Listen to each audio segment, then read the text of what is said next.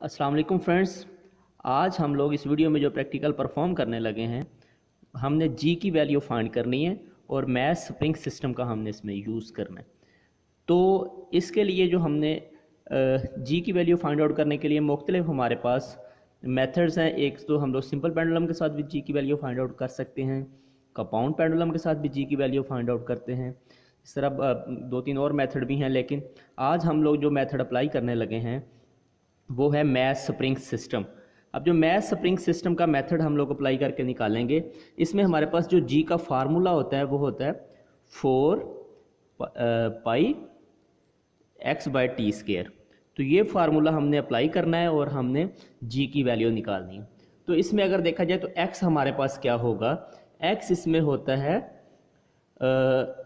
Extension जो spring की वजह से आती है वो हमारे पास एक्स होता है, और टी जो है ये हमारे पास टाइम है।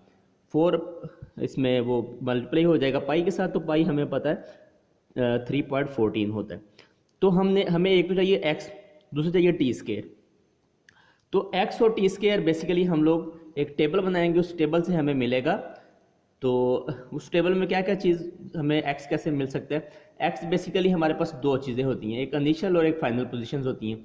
ये पॉइंटर की होती हैं, ये मैं अभी प्रैक्टिकल की तरफ बाद में आऊँगा। पहले मैं आपको जस्ट सिर्फ टेबल बता रहा हूँ, फिर उसके बाद हम लोग प्रैक्टिकल आपको पता चल जाएगा ये कहाँ कहाँ से चीज़ें आई। एक तो हमें इनिशियल और फाइनल दोनों वैल्यूज़ में से फाइनल में से इनिशियल निकालेंगे तो वो हमारे पास एक्स निकलेगा। फाइनल कौन सा होगा, इनिशियल कौन सा होगा, ये भी अभी आपको बताता हूँ बाद में। इसी तरह अगर ये हमारे पास एक्स तो हो जाएगा, देन हमें चाहिए टाइम। तो टाइम कैसे निकालेंगे वो भी अब देख लेते हैं, लेकिन अब मैं सिर्फ टेबल की पहले बात करूँ। इनिशियल पोजीशन होगी, इसका नाम मैंने एक्स नोड रख दिया। जो फाइनल है इसका नाम मैंने x1 रख दिया। तो जो x होगा वो x1 माइनस x नोड जो होगा वो हमारे पास हो जाएगा x। इसी तरह अगर टाइम की बात करें तो जो टाइम हमारे पास होगा, हमें बेसिकली चाहिए 1 वाइब्रेशन टाइम।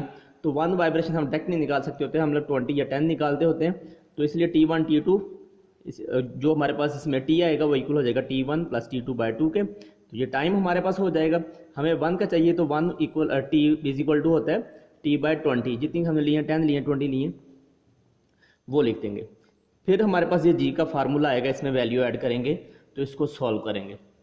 अगर इसको अगर हम लोग सॉल्व करने हैं तो सॉल्व करने के लिए जो हमारे पास अपरेटस होगा, ये हमारे पास अपरेटस है और इसमें ये स्प्रिंग है और ये हमारे पास स्प्रिंग है। स्प्रिंग का नाम हेलिकल स्प्रिंग है। इसको जो स्ट्रेस लगाएंगे तो इसकी वजह से इसमें खिंचाव आएगा, जो फोर्स लगाएंगे इसकी वजह से इसमें खिंचाव आएगा। ये हमारे पास हेलिकल स्प्रिंग है जिस सिस्टम के तहत हमने इसका आंसर निकालना है। और ये हमारे पास इसका हैंगर है, इसको हैंगर बोलेंगे। ये बेस हैंगर की हो गई और ये हैंगर का पॉइंटर। ये सारी चीज़ों को मिलाकर जो हम इसका जो मैस बनता है, ये वेट है इसका, वो है 50 ग्राम। इसी तरह इसके अंदर जो हमने वेट्स यूज़ करने हैं, स्लॉटेड वेट, हर वेट जो है ये भी 50 ग्राम का होगा। ये भी 50 का, ये भी 50 का। जितने भी हम लोग इसमें वेट्स यूज़ करते जाएंगे वो सारे 50-50 ग्राम्स के होंगे। अब हम लोग इसमें परफॉर्मेंस के लिए कैसे काम करेंगे, या मजीद जो ऑपरेटर्स है वो कौन सा है। ये हमारे पास जो है पॉइंट इसका स्केल है, इसके ऊपर रीडिंग्स लिखी हुई हैं 0, 1, 0 से लेकर 1 जो है 1 सेंटीमीटर डिस्टेंस हो गया, फिर 2, 3 और बीच में ये पॉइंट में भी रीडिंग दी हुई है।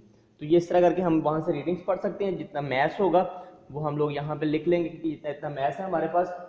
तो अब अगर इसकी हम परफॉर्मेंस स्टार्ट करें तो मैंने ये इसको हैंग किया अपने जो मेरे पास था हैंगर। हैंग करने के बाद ये जो है फ्रेम हमारे पास जिसके ऊपर स्केल या रीडिंग बनी हुई है, इसको हम ऊपर या नीचे मूव करवा सकते हैं।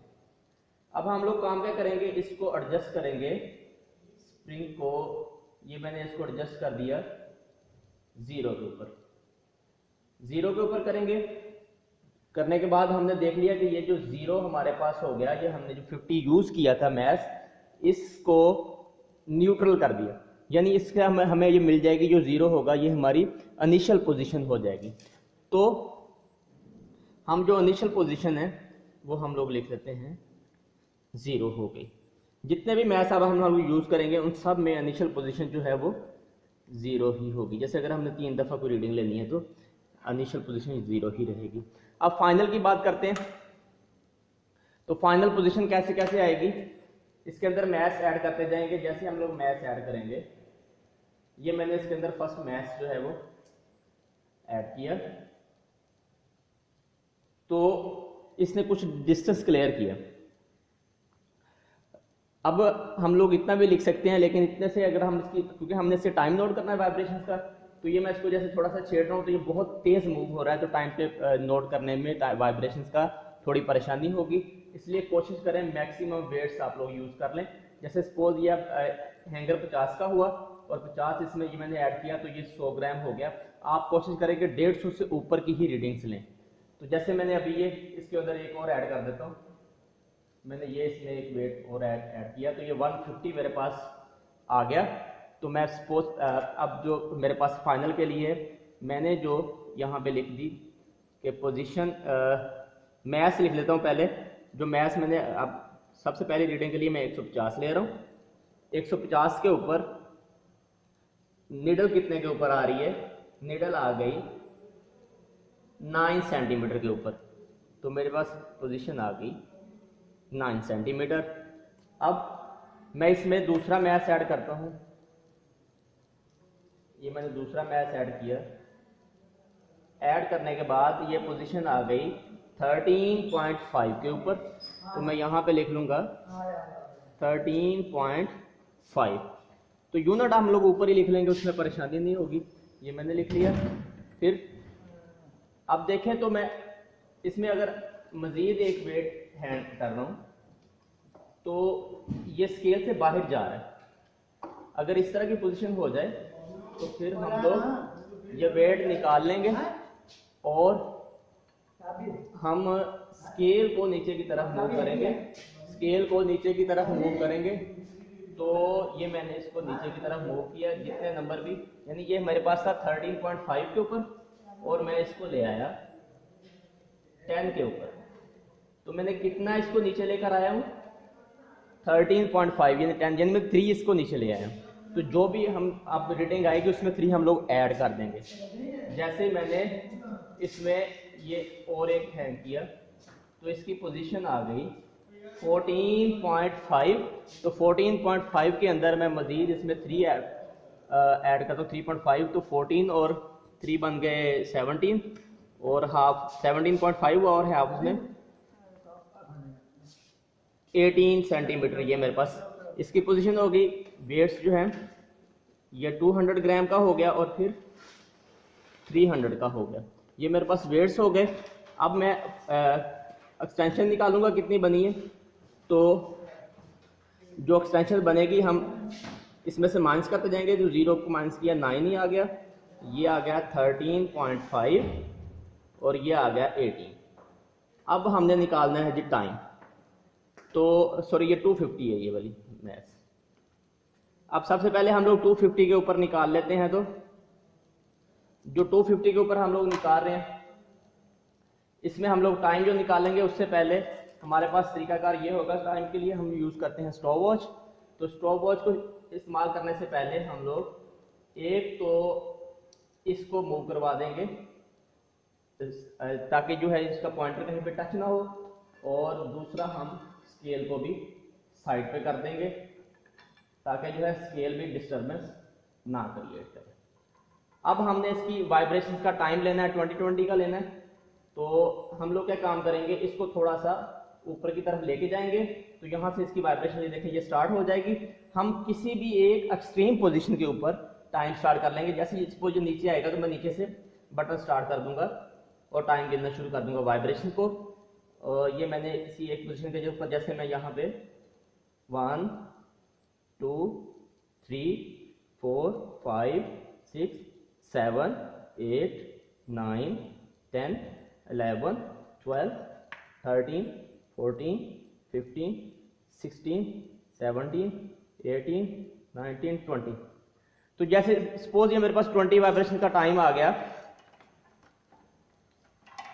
ये T1 मैंने लिया, तो ये मेरे पास आ गया 18.41।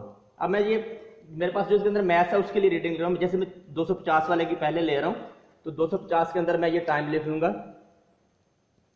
18.41। 18.41 सेकंड ये मेरे पास हो जाएगा T1।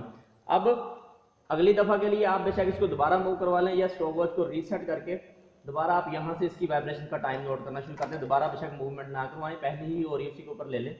तो ये मैंने इसको एक दफ़ा फिर एक्सट्रीम पोजीशन से स्टार्ट कर रहा हूँ।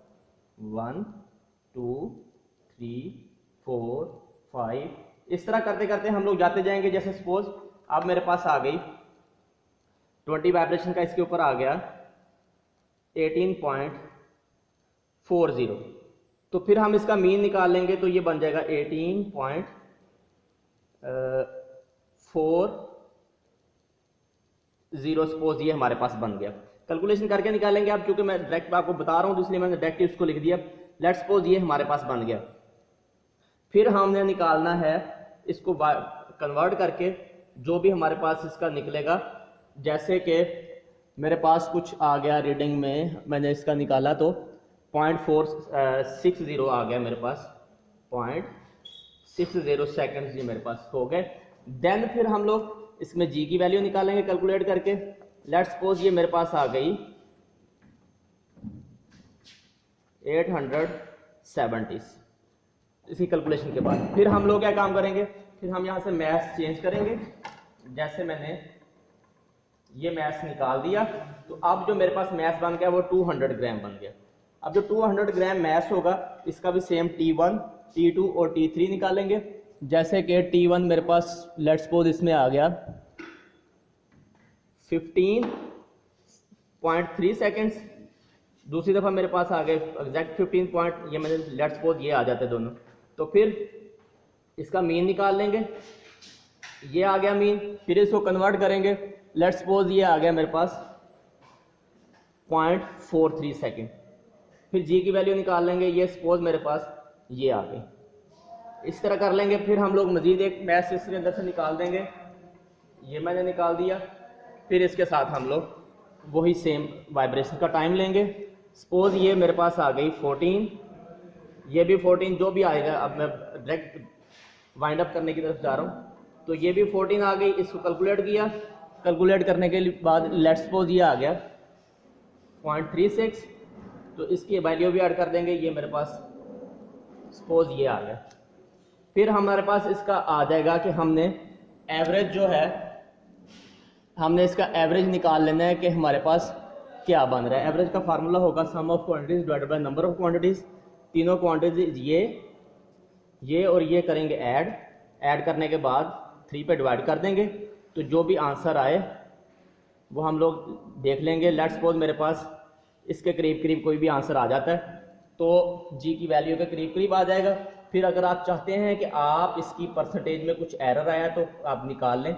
एरर का फार्मूला क्या होगा, difference bye original multiply by 100, यानी 980 जो है वो एग्जैक्ट वैल्यू होती है, उसमें से जो आपकी आई है वो माइनस कर लेंगे। तो 980 पे डिवाइड करके 100 के साथ मल्टीप्लाई कर देंगे। जो भी एरर आए वो यहाँ पे आप लोग मेंशन कर देंगे। उम्मीद करता हूँ कि आपको प्रैक्टिकल परफॉर्म करने का पता चल गया होगा।